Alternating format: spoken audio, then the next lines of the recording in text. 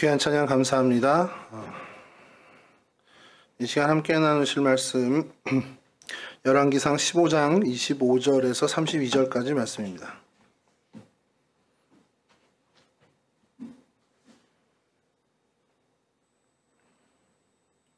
열왕기상 15장 25절에서 32절까지 말씀 저는 한 절씩 교독하도록 하겠습니다.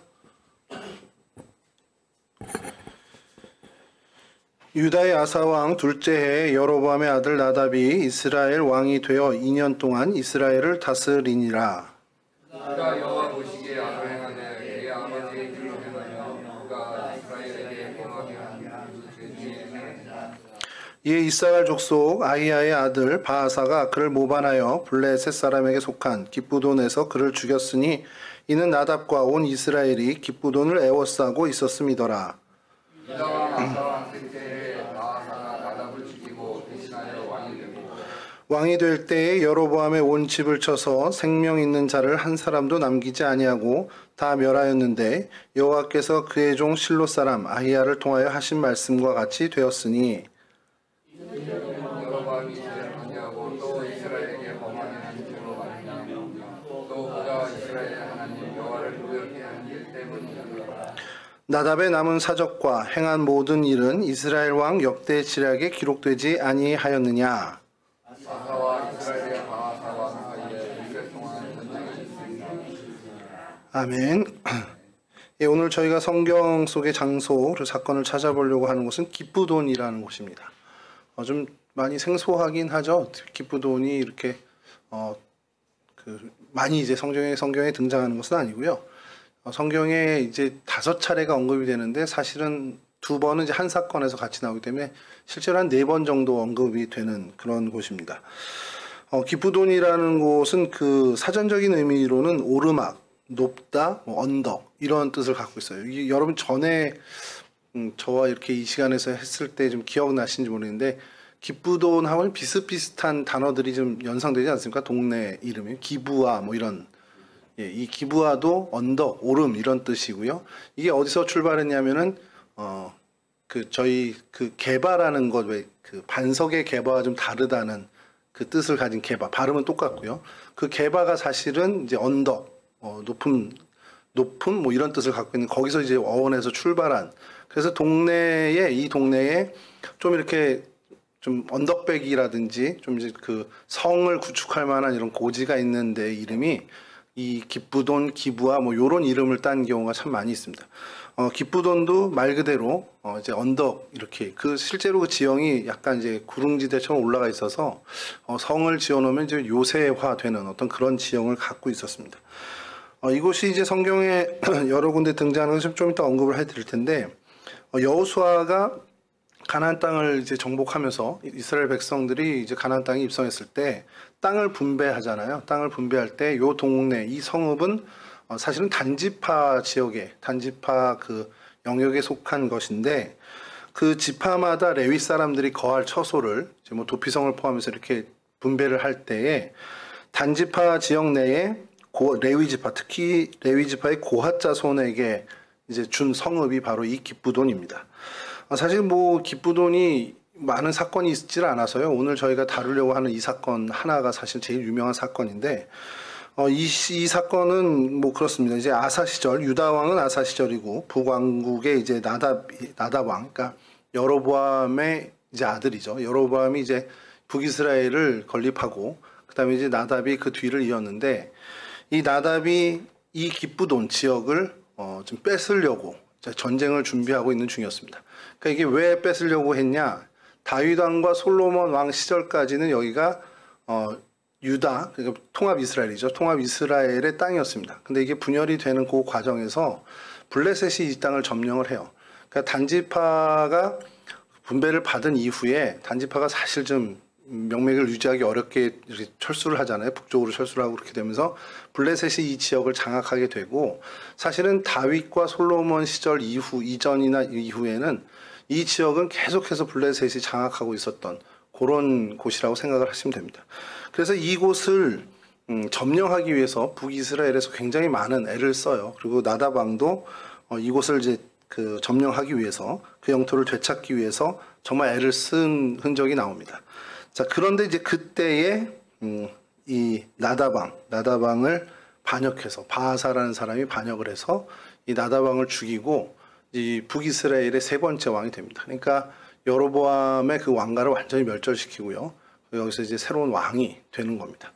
그 사건이 일어난 것이 바로 이 기브돈이라는 곳이고, 이 기브돈이 그 이후에 이제 또 바하사가 이제 그 왕위를 찬탈하고 그 아들 이제 엘라가 그곳에서 이제 또 이곳을 어떻게 보면은 군대 장관들을 보내서 이제 군대를 보내죠. 그 군대의 장군이, 그걸 지휘했던 장군이 우리가 잘 알고 있는 오므리라는 장군입니다. 오므리가 그것을 이제 포위하고 그곳에 대기하고 있는데, 갑자기 시므리라는 거기도 이제 장군이죠. 시므리가 이 디르사 북이스라엘 수도에서 이제 이것을 찬탈하는, 그러니까 엘라를 죽이고 왕위를 찬탈해 버립니다. 그 소식을 이제 이 군대장 오므리가 듣고는 이스라엘 백성들이 오므리를 왕으로 추대하면서 이 시므리를 이제 처단하게 되는데 딱 7일 걸립니다. 그게. 그래서 시므리가 왕위를 제위한 기간이 7일. 사실은 저는 좀 이거에 대해서 좀 이견인 게, 이걸 왕위를 가졌다고 해야 되나 싶을 정도. 그러니까 모반을 했다가 그냥 실패한 그 어떤 반역으로 그냥 봐야 되지 않나라는 생각이 드는데, 어쨌든 이제 바하사 그 왕조를 없애고 이제 멸절을 시켰다라는 것으로 이제 시므리를 이제 평가를 하죠. 이제 그 일이 또 이 기브돈과 관련이 있는 것이, 이 오므리 장군이, 당시 장군이 기브돈을 다시 되찾기 위해서 주둔을 하고 있었어요. 그 앞에 주둔을 하고 있었고, 그때 이제 시므리의 소식, 그러니까 시므리의 반역 소식을 듣고 이제 어떻게 보면은 이제 그것을 제압하러 가는. 그래서 이제 기브돈을 차지하는 전쟁을 치르지 못하게 되는.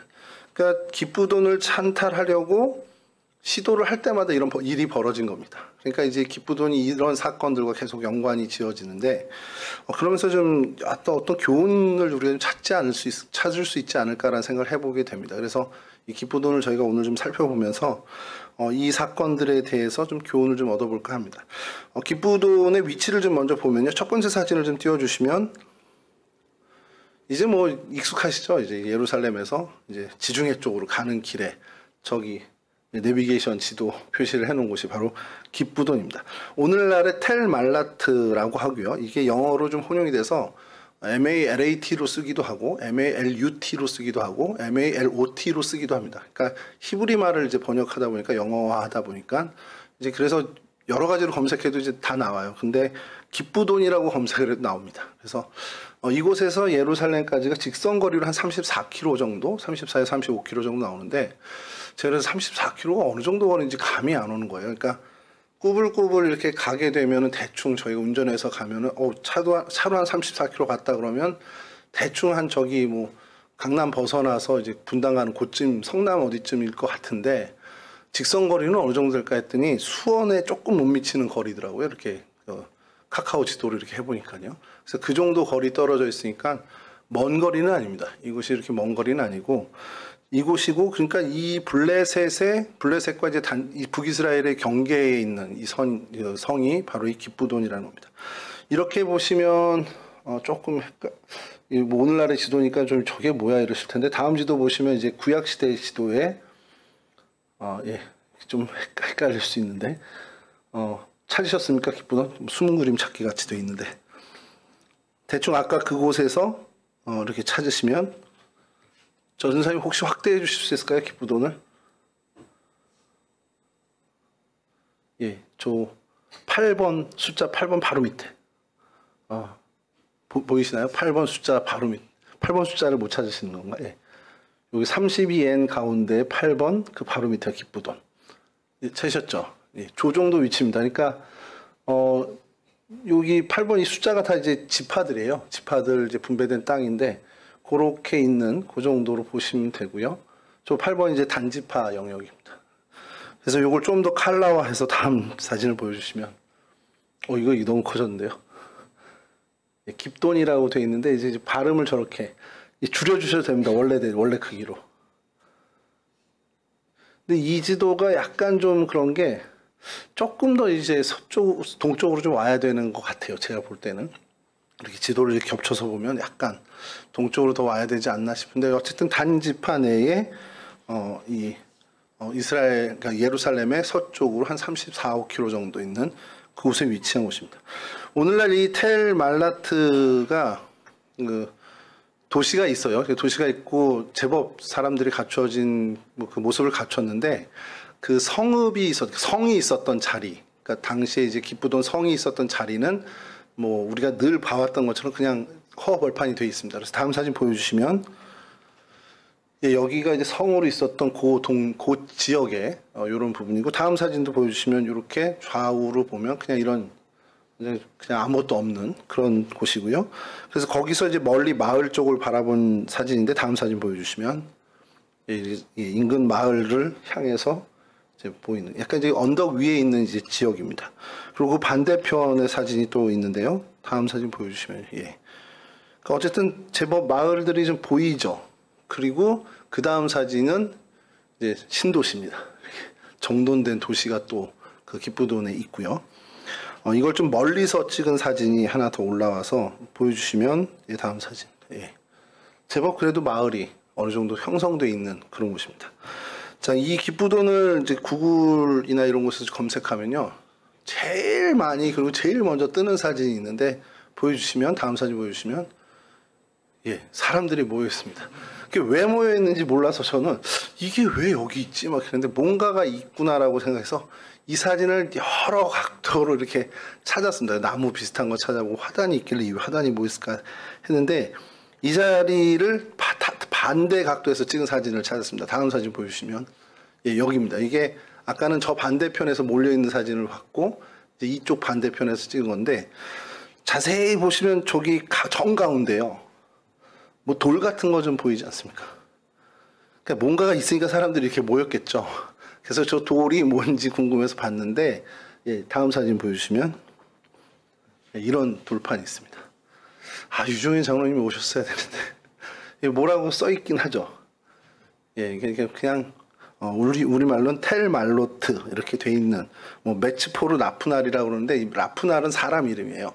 그래서 이 상반부를 정말 감사한 게 요즘 그 AI 챗 GPT 뭐 이런 게 너무 잘 돼 있어서 요걸 그 이미지 그대로 구글 번역에다 올리면 친절하게 한국어로 싹 바꿔주는데 이렇게 말이 안 되게 바꿔줍니다. 국어를 잘 못해요. 구글 번역이.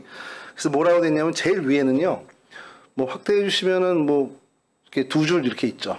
제목 밑에 두 줄인데 저기가 오늘 저희가 읽은 열왕기상 15장 27절 말씀입니다. 그래서 뭐 이에 이사갈 족속 아히야의 아들 바하사가 그를 모반하여 블레셋 사람에게 속한 기쁘돈에서 그를 죽였으니 이는 나답과 온 이스라엘이 기쁘돈을 애워싸고 있었습니다.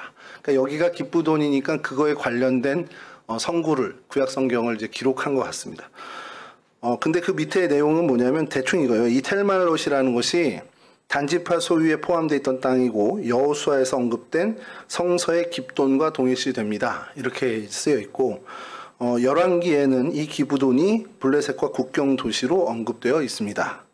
그리고 이스라엘 왕들 사이에 다툼이 있었던 자리로 유명하고 기브돈은 제일 성전 시절이 끝날 무렵 아시리아인들에게 정복당했고 그 주민들은 다른 10지파와 함께 추방당했습니다. 이 땅에서 추방당했습니다. 이런 내용들이 이제 기록되어 있습니다. 상반기에 이렇게 돼 있고 그 다음에 그 조금 이어서 이제 사르곤 왕 얘기하면서 고고학적으로 이게 사람들이 청동기 시대에도 거주했고 그 다음에 비잔틴 시대에 큰 고고학적 유적인 청동 동전이 26,000여 개가 발굴됐다라는 얘기가 이제 기록되어 있으면서 딱 첫 번째 돌판이 끝나고 두 번째 돌판은 아까 말씀드린 라푸날이라는 이제 청년에 대해서 이야기를 하는데 2006년 7월 20일에서 24일 그 사이인 것 같아요.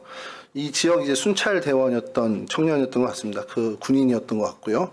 비행 중에 청년 4명이 사망을 합니다. 근데 이 라푸날이라는 청년이 왜 이렇게 뜨였냐면 그가 이제 죽기 전에 쓴 시가 이제 발견이 됐는데 그 시에 대해서 쭉 있는데 이걸 한국어로 번역하니까 정말 말이 안 되는 거라 그냥 이런 얘기는 내가 한 일은 무시할 수 없어. 당신이 생각한 것을 누구는 이미 생각하고 그렇게 해야 한다면 왜 지금 내가 가는 곳마다 그 길이 열리는지 왜 평탄게 되는지 나는 알 수 없어. 뭐 이런 내용이에요. 그러니까 뭐 이제 하나님을 찬양하는 뭐 그런 내용인 것 같긴 한데 그런 일이 있습니다. 그런 정도의 얘기. 그리고 아까 말씀드린 것처럼 이게 이제 그 구약 성교에 여기가 기쁘돈이다. 그리고 여기서 2006년에 이 젊은 청년들이 이제 나라를 지키다가 이렇게 순직했다라는 이제 기념 돌판을 해놓은 겁니다. 그래서 많은 사람들이 이 지역을 방문하면 아까 거기처럼 이제 촬영 스팟이 된 거죠. 자, 근데 그런 곳이 한 곳이 더 있는데요. 다음 사진 보여주시면, 예, 이거는 이거 한국어로 번역된 그거고요. 쫙 보시면 한국말로 쫙 나와 있습니다. 다음 사진 보여주시면 이것도 이제 똑같은 표지판인데요. 이것도 히브리어로 돼 있고 이쪽은 아랍어로 돼 있습니다. 요거 다음 사진 보시면 얘가 이제 한글로 바뀌어 있죠. 이게 구글의 능력입니다. 예, 이렇게 되는데 이건 뭐냐면 요것도 그 옆에 있는 이제 이 지역에 대한 이제 안내판 같은 거죠. 표지판인데 이것도 이제 똑같은 내용을 갖고 있습니다. 텔 말로트 여기는 성경의 도시인 기쁘돈과 동일시 됩니다라는 이야기가 돼 있고 단지파와 이제 경계가 돼 있는 그 지역이다라는 것도 돼 있고요. 그 다음에 여기서 이제 여기는 좀 다른 것들 하나가 그러니까 그 고고학적 발굴에 대해서 이야기하면서 1만 년 전부터 사람이 정착됐다라는 것을 좀 확인할 수 있었다라는 내용이 들어있고 아까 말씀드린 청동기 시대의 2만 6천 개의 동전들이 이곳에서 발굴됐다라는 것이 이제 이야기됩니다. 그러면서 이제 얘기 중에 하나는 동쪽으로 예루살렘과 유다, 베냐민의 산지가 보인다. 이런 정도의 내용도 이제 같이 들어있는데요. 그러니까 이렇게 이제 기쁘돈이라는 것을 뭐든지 성서 고고학적으로도 그렇고 뭐 이스라엘 정부도 그렇고 이곳이 기쁘돈이었다라는 것을 이제 확인하는 그런 부분이죠. 이런 도시예요. 지금 이런 도시인데 이 도시가 구약 성경에만 이제 5번이 나옵니다. 총 이제 5번 횟수로는 나오지만 한 번은 이제 같은 사건에 연관되면서 이제 4번이 언급된다고 볼 수 있는데요. 먼저 여호수아 19장 40절에서 46절을 좀 읽어드리면 일곱째로 단 자손의 지파를 위하여 그들의 가족대로 제비를 뽑았으니 그들의 기업의 지역은 소라와 에스다올과 이르세메스와 사알라빈과 아얄론과 이들라와 엘론과 딥나와 에그론과 엘드게와 기쁘돈과 바알락과 여훗과 브네브락과 가드 림몬과 메알곤과 락곤과 요빠 맞은편 경계까지라. 이제 단지파의 그 경계를 이야기하면서 성읍을 언급할 때 이 기쁘돈이 등장하는 게 첫 번째고요. 여호수아 21장 20절에서 23절에 이제 레위 자손에 대해서 성읍을 이제 줄 때 이제 언급이 됩니다. 레위 사람인 그앗 자손 중에 남은 자들의 가족들 곧 그앗 자손들에게는 제비 뽑아 에브라임 지파 중에서 그 성을 주었으니 곧 살인자의 도피성 에브라임 산지 세겜과 그 목초지요 또 게셀과 그 목초지요 깁사임과 그 목초지와 베호론과 그 목초지니 네 성읍이요 또 단지파 중에서 준 것은 엘드게와 그 목초지와 기쁘돈과 그 목초지와. 그러니까 레위 사람 그앗 자손 중에 성읍을 주는데 에브라임 지파에선 이렇게 줬다. 그리고 단지파에선 이런 성읍을 줬다 하면서 엘드게와 그 지역의 목초지 그리고 기쁘돈과 그 목초지를 주었다라고 할 때 이 언급이 됩니다. 그리고 이제 세 번째로 이제 언급되는 게 오늘 본문인데요. 뭐 다시 한번 읽어드리겠습니다. 열왕기상 15장 27절에 이에 이사갈 족속 아이야의 아들 바하사가 그를 모반하여 블레셋 사람에게 속한 기쁘돈에서 그를 죽였으니 이는 나답과 온 이스라엘이 기쁘돈을 애워싸고 있었습니다. 이렇게 해서 이제 기쁘돈이 한 번 더 언급이 되고 그 다음에 이제 아까 잠깐 설명을 드렸지만 시므리가 디르사에서 이제 그 북이스라엘 수도인 디르사에서 7일 동안 왕이 된 그때에 열왕기상 16장 15절에서 17절입니다. 유다의 아사왕 제27년에 시므리가 디르사에서 7일 동안 왕이 되니라. 그때 백성들이 블레셋 사람에게 속한 기쁘돈을 향하여 진을 치고 있더니 진중 백성들이 시므리가 모반하여 왕을 죽였다는 말을 들은지라. 그날에 이스라엘의 무리가 진에서 군대 지휘관 오므리를 이스라엘의 왕으로 삼음에 오므리가 이에 이스라엘의 무리를 거느리고 기쁘돈에서부터 올라와서 디르사를 애워쌌더라. 그러니까 시므리의 반역에 대해서 소기를 듣고 이 오므리가 회군을 하는 거죠. 회군을 해서 디르사를 포위하고 이제 시므리를 죽이지는 못하죠. 시므리가 이제 왕궁에 불을 지르고 이제 자살을 하는 그런 사건인데 이때도 기쁘돈을 치기 위해서 다 준비하고 있었을 때예요. 아까 나답이 그럴 때와 똑같이. 근데 그때 이제 또 모반이 일어난 겁니다. 이 이야기를 좀 보면서 좀 그런 생각이 든 거예요. 왜 이렇게 중요한 일을 하려고 할 때 이렇게 우리 표현으로 자꾸 막 아끼지? 그러니까 이 기쁘돈을 참 점령해야 되는 게 굉장히 중요한 과업인데 그거를 하려고 하면 꼭 모반이 일어나고 바하사가 그렇게 하질 않는데 바하사 집안이 그랬는데 또 바하사의 아들 때는 시므리가 와서 또 그렇게 한단 말이죠. 역사에 이 성경 말고 등장하는 것들은 이집트 왕 투트모스 3세가 출정을 해서 이 가나안 지역을 이제 점령하는 그 도시의 이름에 이제 기쁘돈이 나오기도 한다는 이제 고고학적인 발견이 있는데요. 그때 이제 블레셋 성읍 116개를 이제 점령하는 그 과정에 기쁘돈이 블레셋 성읍으로 이제 등장을 하는 그런 기록이 있다고 합니다. 그건 저희가 찾아볼 자료가 좀 그래서 주석책에 이제 그렇게 언급이 되니까 그때 이제 이집트도 이렇게 올라와서 성업할 때 이 기쁘돈이라는 것이 어쨌든 군사적인 어떤 요충지였나 보구나라는 것을 저희가 이제 생각할 수 있는 거죠.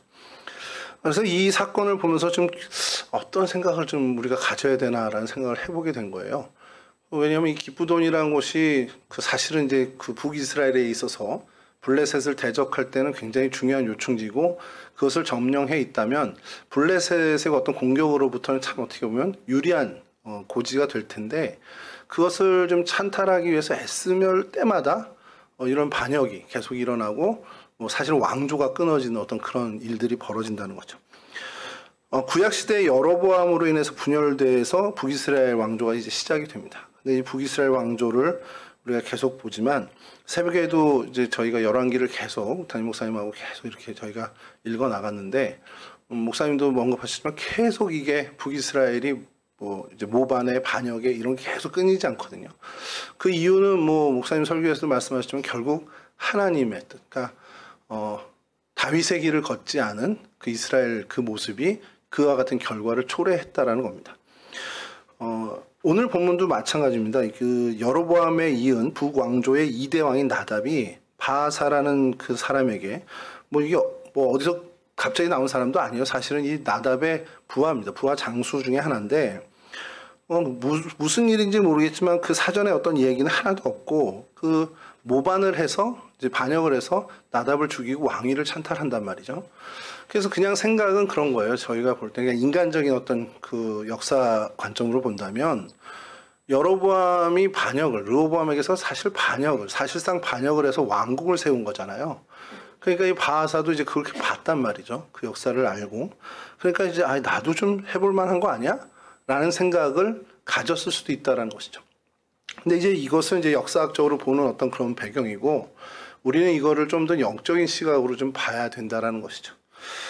기쁘돈을 탈환하던 그 중에 왜 이런 일이 일어났을까라는 생각으로 이것을 어떤 영적인 의미를 좀 저희가 찾아보면 어떨까라는 생각을 해보는 겁니다. 오늘 성경이 그렇죠. 나답과 온 이스라엘이 기쁘돈을 애워싸고 있었음이라 27절에 이 시기를, 이 배경을 먼저 설명을 합니다. 말씀드린 것처럼 이 기쁘돈은 블레셋과 단 지파 사이에 경계에 있는 성읍이었고요. 높은 곳이라는 오름이라는 뜻을 갖고 있는 그런 어떻게 보면 산성입니다. 산성이고 그러니까 요새화할 수 있는 굉장히 중요한 성읍 중에 하나죠. 다윗과 솔로몬 때까지는 이스라엘의 영토였지만 그 이후에 블레셋을 뺏겼던 것이고 그러다 보니까 전략적으로 이 요충지를 다시 되찾아와야 한다는 어떤 과업을 이스라엘 왕도 또 유다 왕도 갖고 있었던 것이죠. 사실 근데 유다 땅은 아니다 보니까 이제 이스라엘 왕이 더 그것에 대해서 몰입할 수 있었을 거라고 생각합니다. 자, 그때 왕과 온 백성이 이 기쁘돈 전투에 여념이 없을 때 갑자기 이 바하사가 등장해서 왕을 이제 모반해서 살해를 하죠. 바하사라는 사람을 잠깐만 설명드리면 그 이름의 뜻이 참 독특합니다. 바하사, 바쏴 이렇게 이제 발음을 하기도 하는데 바알은 태양이다. 바알은 듣고 있다. 이런 의미를 갖고 있는 이름이에요. 그 이름 자체가 바알과 굉장히 밀접해 돼 있는 거죠. 이사갈 지파의 아히야의 아들이라고 돼 있고요. 여로보암의 아들 나답 왕의 부하 장군이었습니다. 사실은 이 바하사가 이제 이후에 이제 왕권을 차지한 다음에 계속해서 이제 우상숭배에 대한 일을 이어가는 어떻게 보면 우상숭배를 더 강조하는 사람으로 이제 기록이 되죠. 근데 이제 이 상황을 보는 거예요. 이때 왜 하필 이때일까? 그러면서 생각이 드는 것이 반역이나 모반이라는 것이 사실은 어느 나라나 마찬가지지만 나라가 위기에 처했을 때, 힘들 때, 분명히 어떻게 보면 위기 상황이다 할 때 반역이 더 쉽게 일어난다는 겁니다. 뭐 우리나라 역사도 마찬가지고요. 그리고 외적인 문제에 온 힘을 기울이고 있었어요. 나답과 그 온 이스라엘 백성이 이 기브돈을 차지하기 위해서 온 힘을 거기에, 온 국력을 거기에 몰입하고 있을 때 내부의 틈이 벌어진 것을 비집고 나온 것이 바로 이 바하사의 반역이었습니다. 그러니까 이 그 틈을 타서 공격하는 것, 그러니까 반역이라는 것이 이후에도 북이스라엘에 계속 나오지만 사실 어떤 일을 좀 중대한 일을 몰입하고 있을 때 계속해서 이런 일들이 벌어지는 걸 저희가 보게 된다는 것이죠. 근데 인생사도 마찬가지인가 아닌가라는 생각이 드는 거예요. 어떤 큰 일에 지금 몰입하게, 야 이거 좀 굉장히 중요한 일인데, 그래서 그렇게 집중할 때 엉뚱한 데서 일이 터지는 거예요. 생각지도 않았던 내부적인 어떤 일들, 이런 것들이 터지는 것을 보게 됩니다. 큰 목표를 가지고 거기에 집중하다 보니까 사실 내부적인 어떤 균열이나 이런 문제를 놓치는 경우가 있을 수 있다라는 거죠. 그러니까 이게 인생사도 그렇고 뭐 북이스라엘의 이야기도 보고 그러면 너무 거기에 집중하고 올인하다 보면 전혀 생각지 못한, 신경 쓰지 못한 곳에서 분명히 이런 잡음이 생기고 일이 터지는 것을 우리가 보게 되고, 그러니까 그런 것을 자꾸 놓치는 경우를 우리 인생에서도 경험하게 된다는 거죠. 우리 삶에도 그런 일이 가끔 터지죠. 정말 꿈을 향해서, 이상을 향해서 또 뭐 정말 온 힘을 다해서 매진해 나가는데 정작 문제가 가정에서 터져버리는 경우도 우리 주변에 많이들 보게 됩니다. 사실 이게 우리가 늘 인식하고 있어야 되는 중요한 문제 중에 하나죠. 가정을 좀 우선으로, 내 주변의 사람들의 행복과 그들과 함께 지내는 좋은 그런 것들을 좀 우선으로 해야 되는데, 그게 사실은 뒤로 밀리고 오히려 이루어야 하는 어떤 그 과업들, 인생의 어떤 목표들, 이것에 집중하다가 사실은 거기에 소홀한 나머지 문제가 더 거기서 발생되는 경우를 우리는 많이 보게 됩니다.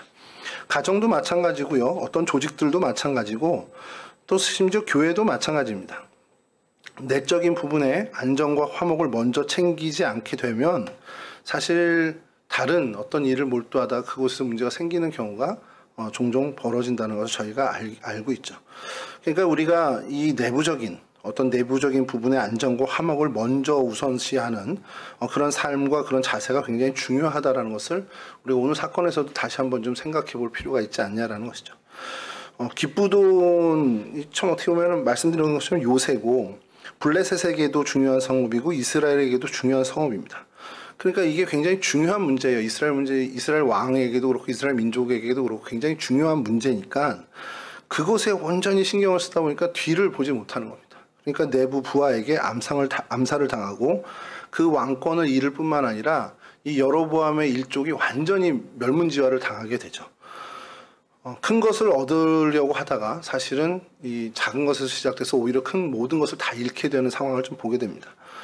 그러니까 우리가 교훈을 얻어야 되는 것은 어떤 큰 일을 할 때에 작은 일도 그와 못지않게 관심을 갖고 거기에 또 정성을 들여야 한다라는 그 교훈을 저희가 얻게 된다는 것이죠.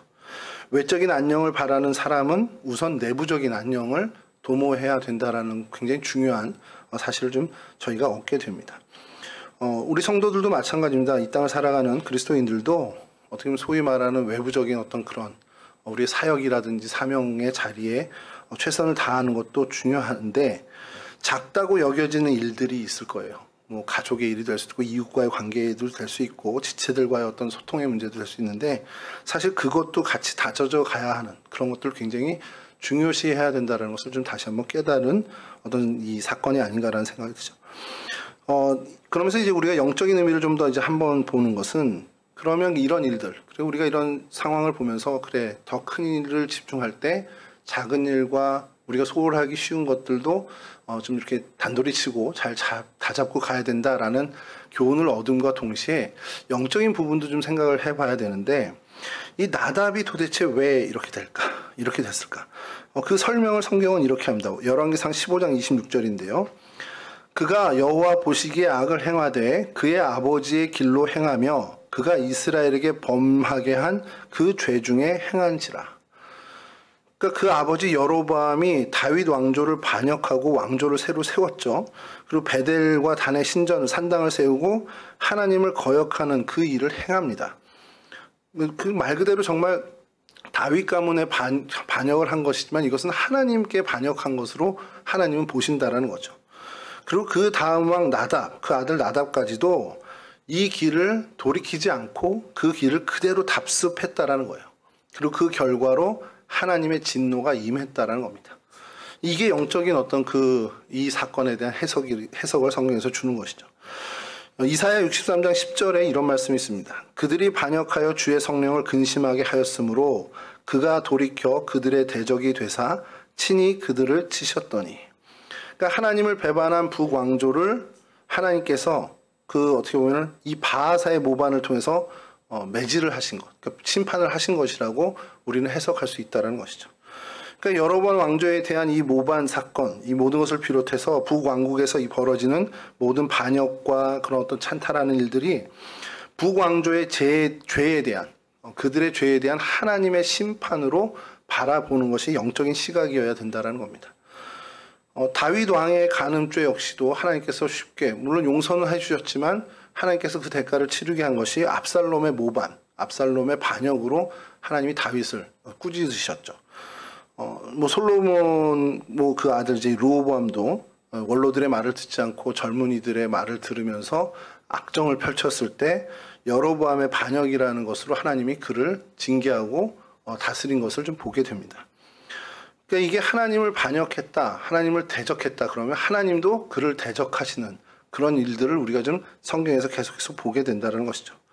그러니까 오늘을 살아가는 저희들 역시도 경계해야 되는 것이 하나님께서 당신을 반역하는지, 반역이라는 표현까지 좀 그렇습니다만, 하나님을 대적하는, 하나님 반대편에 서 있는 그것에 대해서 하나님이 굉장히 민감하신 분이라는 것을 저희가 좀 깨달을 필요가 있다는 것이죠. 하나님이 하나님의 일을 도모해 갈 때, 하나님의 그 선한 일이 도모되는 일에 되게 거치는 일을 행동을 하거나, 거치는 존재가 내가 됐을 때, 이게 보통 일이 아니다라는 것을 우리가 깨달아야 되는 거예요. 내가 지금 살아가는 일들 속에서 내 이 자세가, 내가 지금 이 고집하는 것이 하나님의 그 순리에 대해서 내가 굉장히 거치는 모습 아닌가, 이거를 우리가 늘 생각해야 된다는 거예요. 왜냐하면 하나님이 그만큼 그와 같은 일에 굉장히 민감하게 반응하신다는 것을 우리가 깨달을 필요가 있다는 거죠. 제가 늘 저희가 교회를 위해서 기도하고 모두가 다 우리 교회를 위해서 기도하시겠지만 이전에 사역하던 교회도 마찬가지고 우리 동성교회도 마찬가지고 항상 교회를 위해서 제가 기도할 때에 첫 번째로 기도하는 게 교회의 평안과 질서입니다. 그래서 담임 목사님 목회와 또 교회의 어떤 그 평안을 정말 하나님께서 이끌어 가실 때 거기에 거치는 일들이 있다라는 것, 그것 먼저 하나님이 좀 제하해 주시는 것을 위해서 기도하는데, 사실 그러면서 한편으로 굉장히 두려운 게 있죠. 그 거치는 일들과 혹시 거치는 사람들이 있다면 하나님이 잘 원만하게 평탄케 해주시면 좋은데, 이게 하나님이 좀 화가 확 나셔가지고 그냥 거치는 것을 확 소위 말하는 처단하듯이 이렇게 해버리실까봐 이제 그거는 이제 기도할 때 하나님 진노 가운데도 긍휼을 잊지 말아 주십시오 이렇게 기도하는데, 교회를 위해서 기도할 때 제일 먼저 하는 것이 하나님의 그 뜻에 순응하는 그런 공동체, 그러니까 하나님의 뜻에 반하지 않고 하나님의 대적자의 어떤 그 편에, 대적자라는 표현 좀 그렇습니다만 그 반대편에 서지 않는 그 일을 위해서 늘 기도하는, 사실 그게 저희들한테 굉장히 중요한 일 중에 하나라는 겁니다. 하나님이 그만큼 그와 같은 일에 굉장히 민감하시다는 것을 우리가 깨달아야 되고요. 이사야의 오늘 말씀처럼 반역해서 하나님을 근심하게 하면 하나님이 그의 대적이 되신다라는 거예요. 그러니까 하나님을 근심하게 하면 큰일 난다라는 걸 저희가 좀 깨닫고 알아야 된다는 겁니다.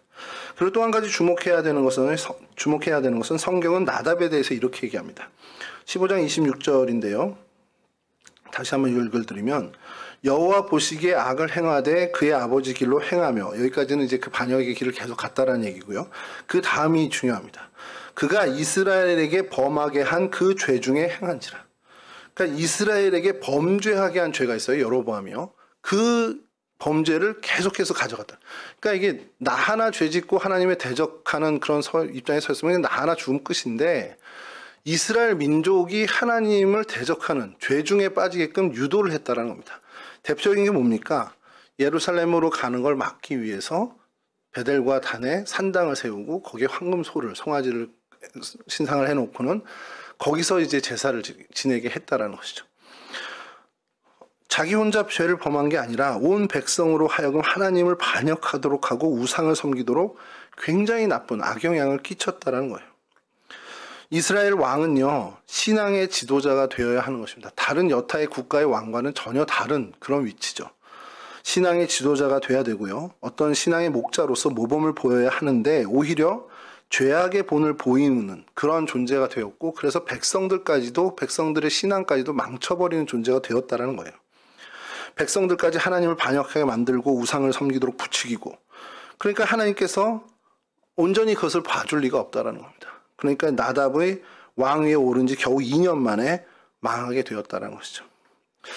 성경을 가만히 읽다 보면요, 하나님께서는 개인의 과오에 대해서는 회개할 때까지 오래 인내하고 지도해 주시는 모습을 우리가 좀 많이 발견해요. 하나님 앞에 범죄하고 잘못했을 때, 그리고 돌이켜라 막 하나님께서 이야기하시면서 많이 정말 오래 참아주신 하나님을 저희가 좀 보게 되는데, 어떤 다른 이들, 공동체에 악영향을 끼치고 공동체의 신앙을 망가뜨리는 사람에 대해서는 하나님이 비교적, 그러니까 개인보다는 훨씬 더 빠르게 반응하시고, 뭐 즉각적으로 반응할 때도 있고요, 더 엄중하게 심판하는 것을 저희가 좀 보게 됩니다. 성경을 가만히 읽다 보면 그래요. 그래서 하나님이 참 공동체에 대한 굉장한 애정을 갖고 있구나라는 걸 저희가 좀 깨닫게 됩니다. 그러니까 이 오늘 사건도 마찬가지입니다. 여로보암도 나답도 개인적으로 일탈을 하고 개인적으로 신앙이 좀 하나님 앞에서 벗어났다 그러면 하나님이 많이 참아주시고 뭐 권면하고 하셨을 수도 있는데, 나답이 2년밖에 통치를 못했다. 이것은 공동체에 대해서 굉장히 큰 어떻게 보면 악행을 저지른 것을 하나님이 진노하셨다라고 저희가 좀 볼 수 있다라는 겁니다. 이 비극의 악순환이 이제 계속되는데요. 이후에 왕권을 이제 바하사가 쥐게 되죠. 바하사는 어떻게 보면 여로보암 왕조와 관련된 모든 사람들을 다 학살합니다. 29절이요. 15장 29절이 이렇게 되는데, 왕이 될 때 여로보암의 온 집을 쳐서 생명 있는 자를 한 사람도 남기지 아니하고 다 멸절하였는데 여호와께서 그의 종 실로 사람 아히야를 통하여 하신 말씀과 같이 되었으니. 그러니까 하나님이 여로보암과 이 나답, 그러니까 여로보암의 일가를 심판하실 게 이렇게 할 때 아히야를 통해서 이야기하셨는데, 그걸 이제 바하사가 그대로 이루어버리는 것을 성경에서 증언하는 겁니다. 말 그대로 가문을 멸문지화시키는 거예요. 아예 그냥 후손 자체를, 대를 다 끊어놓는 겁니다. 열왕기상 14장 10절인데요. 그러므로 내가 여로보암의 집에 재앙을 내려 여로보암에게 속한 산에는 이스라엘 가운데 매인자나 노인자나 다 끊어버리되 거름더미를 쓸어버림같이 여로보암의 집을 맑게 쓸어버릴지라. 그러니까 하나님이 얼만큼 화났는지를 저희가 보는 거죠. 여로보암의 숨쉬는 남자들은 다 죽여버리겠다는 거예요. 뭐 매여있든 놓여있든 상관없어. 살아있으면 내가 다 거름더미 치듯이 다 치워버릴 거야. 이렇게 얘기하시는 거죠.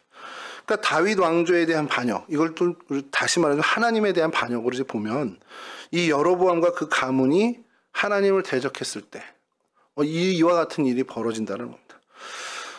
그러면 이 이후에 이 여로보암의 가문을 완전히 멸절시킨 바하사는 어떻게 됐을까?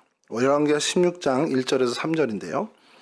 여호와의 말씀이 하나니의 아들 예후에게 임하여 바하사를 꾸짖어 이르시되, 내가 너를 티끌에서 들어 내 백성 이스라엘 위에 주권자가 되게 하였거늘 네가 여로보암의 길로 행하며 내 백성 이스라엘에게 범죄하게 하여 그들의 죄로 나를 노엽게 하였은즉 내가 너 바하사와 네 집을 쓸어버려 네 집이 느밧의 아들 여로보암의 집같이 되게 하리니.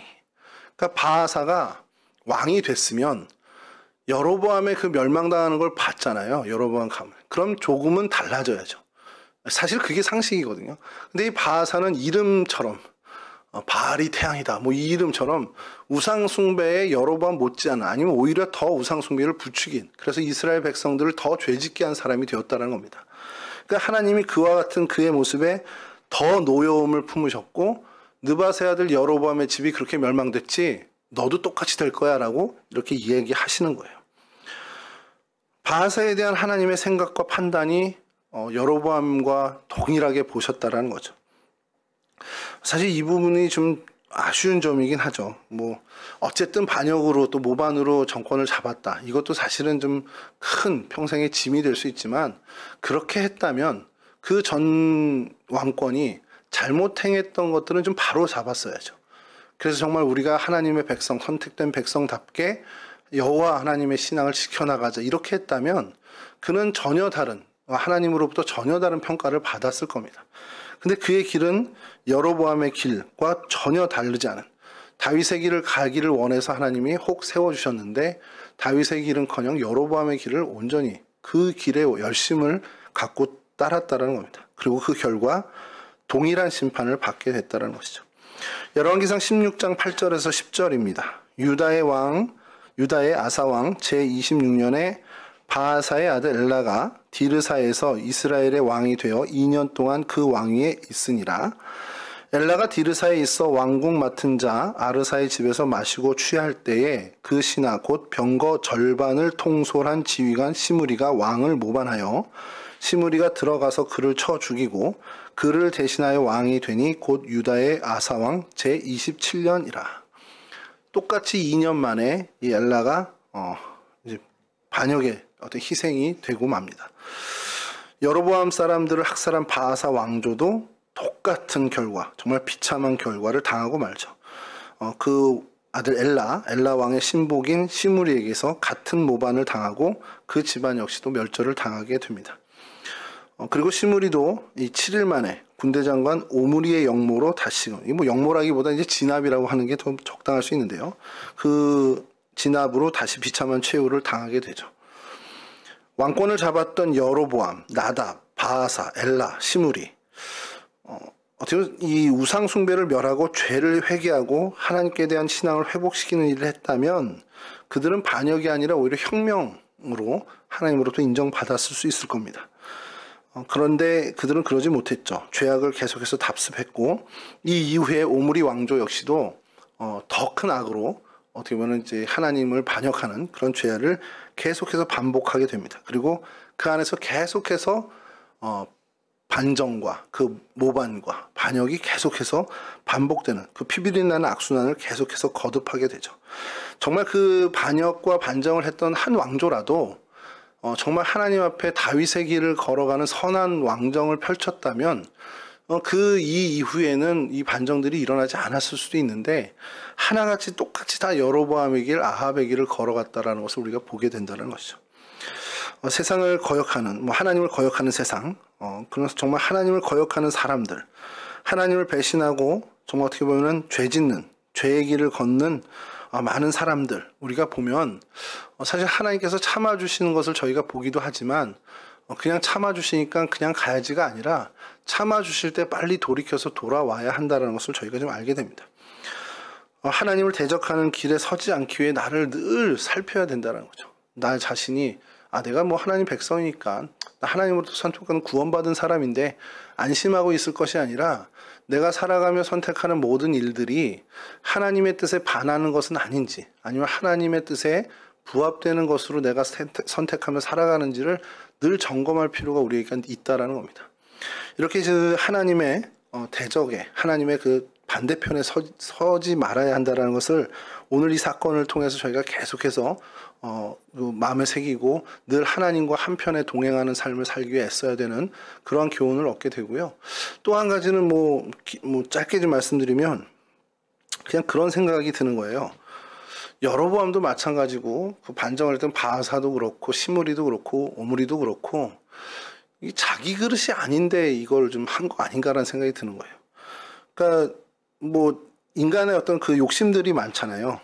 예수님께서 이 땅에 오셔서 이제 고난의 길을 가시고 고난의 종으로 이야기하시는데 예수님은 고난의 길을 같이 가자고 하는데 제자들은 명예의 길을 가려고 하는 모습을 좀 저희가 보죠. 그러니까 인간의 어떤 본성이 좀 그런 건가? 높아지려고 하고 더 가지려고 하고 어떤 그런 모습들, 그런 욕망을 갖고 있는 것이 우리 인간이라면 계속 우리가 신앙생활을 하면서 이 욕망의 뿌리를 제거하는 거에 최선을 다하는 삶을 살지 않으면 우리 역시도 세상 사람들과 동일한 그런 결과를 가져올 수밖에 없는 연약한 인간이라는 것을 좀 깨닫게 되는 거죠. 천사장, 유대 전승의 천사장이었던 루시퍼가 이렇게 타락해서 사탄이 됐다 이런 것처럼 어떤 욕심과 욕망, 이 교만은 확실하게 우리를 멸망시킨다라는 겁니다. 그러니까 이런 부분들이 있어요. 그러니까 달란트 비유를 주님께서 하셨을 때 5달란트, 2달란트 받은 사람은 이제 사실은 5달란트, 2달란트를 남겼잖아요. 그러면서 칭찬을 받는데 1달란트 받은 사람은 한 달란트 그냥 묻어뒀다가 이제 책망을 받고 이제 쫓겨나게 되죠. 근데 이걸 되게 재밌는 해석을 한 분이 있습니다. 그래서 성경 그 얘기를 하는데 5달란트, 2달란트 받은 사람들은 너무 감사해서 야 이거 주인을 위해서 기쁘게 해드려야지 해서 정말 열심으로 일해서 그 2달란트, 5달란트를 남겼다는 거예요. 근데 1달란트 받은 종은 거기서 불만이 생겼다는 겁니다. 그래서 에이씨 나를 이렇게 취급해? 쟤네들하고 나하고 뭐가 다른데? 그러면서 에이 몰라 그러고서는 그냥 묻어두고서는 나중에 주인으로부터 책망을 받았다 그런 이제 해석을 하는 분들이 있더라고요. 근데 그게 뭐 물론 이제 성경적인 표현은 아닙니다만 일정 부분 마음이 가는 거예요. 아, 이 1달란트 받은 사람은 그 사람이 정말 재능, 진짜 1달란트를 받을 만한 사람이거든요. 그러니까 하나님께서 그만큼 평가를 하시고 그래서 그에게 가장 선한 것으로 채워주셨는데도 욕심은 2달란트, 5달란트 받은 사람을 바라보는 거예요. 자기의 욕심을. 그러니까 내 형편과 내 상황이 불만으로 보이는 거죠. 근데 오늘 이 왕들도 마찬가지인 것 같습니다. 그냥 바하사도 그렇고 시므리도 그렇고 어떻게 보면은 자기에게 맡겨진 그 군대를 통솔하는 그 장군의 자리를 신실하게 지키면 되는데 그들 안에 계속해서 나도 왕이 될 수 없어? 나도 왕 될 만하지 않아? 이런 교만들과 욕심들이 이제 쌓이게 되면서 그들이 정말 중차대한 범죄를 저지르게 된다는 거죠. 근데 이게 그들만의 이야기일까라고 생각하면 아닐 수 있다는 생각이 드는 겁니다. 우리 각자의 상황에 하나님께서 우리에게 맡겨신 우리의 그릇대로 맡겨신 우리의 정말 말 그대로 은사대로 달란트대로 맡겨주신 것이 있는데 그러면 그것에 대해서 최선을 다하고 우리가 그것을 통해서 하나님께 기쁨을 드리는 것에 집중하면 되는데 우리는 죄성이 있는 사람들이다 보니까 자꾸 그것을 벗어나서 더 큰 그릇, 더 많은 은사를 받은 그런 사람들을 보면서 내 자신을 불평하게 되고 내 상황에 대해서 불만을 갖게 되는 모습을 가지게 되는 경우가 있다는 겁니다. 그래서 이 부분에 대해서도 우리가 좀 한번 생각해 보고 우리가 하나님 앞에서 내게 주신 이 모든 상황과 정황, 내게 허락하신 이 그릇, 내 역량에 대해서도 감사하며 그 한계 안에서 하나님께 최선을 다해 기쁨을 드리는 삶을 살아야 한다는 것이죠. 제가 좋아하는 말 중에 한 것이 하나가 대전에 이제 잠깐 이제 제가 낙향을 해서 한 2년 정도 머물 때 아이들을 이제 뭐 방과후 비슷하게 이제 데리고 가야 돼서 거기 큰 이제 감리교 복지관이 하나 있어요. 태화 복지관이. 그래서 감리교 목사라고 해서 또 약간의 우대를 해주는 바람에 조금 이제 할인을 받고서 하니까 이제 좀 거리가 있어도 거기다 데려다 놓고 아이들을 이제 맡겨놓고 제가 잠깐 거기서 시간을 보냈는데 거기 계단에 크게 이제 현수막처럼 돼 있는데 그게 1년 내내 걸려 있습니다. 심기운 곳에서 꽃 피워라. 그러면서 이제 블룸도 뭐 이렇게 이제 영어로 돼 있는데 그게 굉장히 마음에 확 와닿는 거예요. 그래서 막 찾아봤더니 그게 뭐 예전에 어느 그 수사들 뭐 그런 데서 또 이렇게 예전부터 내려오던 이야기더라고요. 그러니까 너 심겨진 그곳에서 하나님을 위해서 열매 맺고 꽃 피우는 것에 집중해라라는 거예요. 그러니까 내가 왜 여기 심겨졌지? 나 저쪽 가면 더 잘할 수 있는데 이런 거 생각하지 말고 하나님이 심어준 그곳에서 하나님을 위해서 꽃 피우고 하나님을 위해서 열매를 맺어라. 그럼 끝이라는 거예요. 그러면 저쪽 좋은 데서 많은 열매 맺은 그 사람과 동일하게 평가해 주신다는 거죠. 그러니까 2달란트 받은 사람이 2달란트를 남겼던 5달란트 받은 사람이 5달란트를 남겨서 여러분 총량이 얼마나 차이 납니까? 10달란트하고 4달란트거든요. 근데 하나님은 그 평가를 똑같이 해준다는 거예요. 사실 그게 오히려 저희들의 희망이 되잖아요. 나는 저 정도 못하는데 하나님이 같은 평가를 해주신다네. 그런 어떤 부분으로 우리가 하나님 앞에 나아가고 내 삶의 자리, 내 삶의 현장에 최선을 다해서 하나님을 위한 그 기쁨, 하나님께 영광을 돌리는 그런 삶을 사는 저희들이 되어야 한다는 겁니다. 내 그릇에 맞게, 내 달란트에 맞게, 내 은사에 맞게 불만 갖지 않고 불평하지 않고 최선을 다해서 하나님을 위해 살아가는 그런 하나님의 거룩한 백성들이 되어야 한다는 것이죠. 정리하겠습니다. 하나님의 대적자. 이게 대적자라는 표현을 좀 다른 걸로 하고 싶은데 자꾸 생각이 안 나서. 그러니까 하나님의 운영하심, 하나님의 길에 거치는 자가 되지 않았으면 좋겠습니다. 그래서 하나님과 늘 동행하며 하나님의 순리, 하나님의 질서에 따르는 그런 삶을 살았으면 좋겠고요. 또 우리에게 맡겨주신 달란트대로 그 달란트 가지고 하나님을 위해서 기쁨의 열매를, 하나님 기뻐 받으실 만한 열매를 맺는 그 일에 최선을 다하는 저와 여러분, 우리 동성애 식구들이 되기를 주님의 이름으로 간절히 축원합니다. 우리 잠깐 반주해 주시고요. 우리 잠깐 기도 짧게 좀 하겠습니다. 하나님, 내 삶에 내 자리, 이곳에서 하나님과 동행하고 하나님의 질서를 따르는 그러한 삶을 살 수 있도록 하나님이 원하시고 하나님께서 기뻐하시는 그 삶의 걸음을 걸어가는 제가 됐으면 좋겠습니다. 제 역량에 제 달란트에 맞는 최선을 다해 하나님께 영광 돌리는 제가 됐으면 좋겠습니다. 우리 동성교회가 됐으면 좋겠습니다. 우리 잠깐 기도해 주시고요. 우리 찬송하고 마치도록 하겠습니다. 좋으신 하나님 감사합니다. 저희들 가운데 하나님 크신 은혜 허락해 주셔서 하나님 백성 삼아 주셨고 하나님 정말 크든 작든 우리 가운데 하나님 우리에게 가장 적절한 사명을 맡겨주셨음에 감사를 드립니다. 우리에게 맡겨주신 이 귀한 사명 그 어떤 것보다도 소중히 여길 수 있는 저희들 되게 하여 주시고 우리를 심어주신 이 삶의 자리가 하나님 이곳에서 하나님을 위해 꽃피우고 하나님을 위해 열매 맺는 자리임을 놓치지 않도록 주님 도와주시옵소서. 내 삶과 내 형편과 내 정황에 불만 갖지 않고 불평하지 않고 하나님이 심으신 곳이 오니 하나님을 위해 열매 맺는 자의 삶을 사는 저희 모두가 될 수 있도록 하나님 도와주시옵소서. 그렇게 하나님의 질서에 순응하고 하나님의 그 운영하심에 순종하며 나아가는 거룩한 하나님의 백성 될 수 있도록 도와주셔서 우리의 삶을 통해 하나님께서 기쁨을 얻으시고 하나님의 귀한 일을 이루어 가 주옵소서. 감사하며 예수 그리스도 거룩하신 기도합니다. 아멘. 좋으신 하나님 감사합니다. 저희들 가운데 은혜 주셔서 하나님의 백성 삼아 주시고 하나님을 예배하며 하나님을 생각하고 하나님을 묵상하는 귀한 걸음을 걸을 수 있는 인생 될 수 있도록 도와주심에 감사를 드립니다. 하나님께서 심으신 우리의 삶의 자리 불평과 불만 갖고 살아가지 않도록 도와주시고 하나님께서 심으신 곳이 오니 그곳에서 하나님을 위해 열매 맺고 하나님을 위해 꽃 피우는 삶을 사는 저희들이 될 수 있도록 도와주시옵소서. 주신 은사와 달란트에 감사할 수 있도록 도와주시고 그 은사와 달란트를 가지고 하나님을 기쁘시게 하는 일에만 전념하는 거룩한 하나님의 백성 될 수 있도록 도와주시옵소서. 그렇게 살아감으로 하나님의 반대편에 서지 않게 하시고 하나님의 질서와 공의에 순응하며 하나님과 한편에 서서 이 땅 인생을 살아가는 진정한 순례자로 살아가는 저희들이 될 수 있도록 도와주옵소서. 감사하며 예수 그리스도 거룩하신 이름으로 기도합니다. 아멘. 우리 찬송가 333장 부르시고 주님 가르쳐 주신 기도로 마치겠습니다.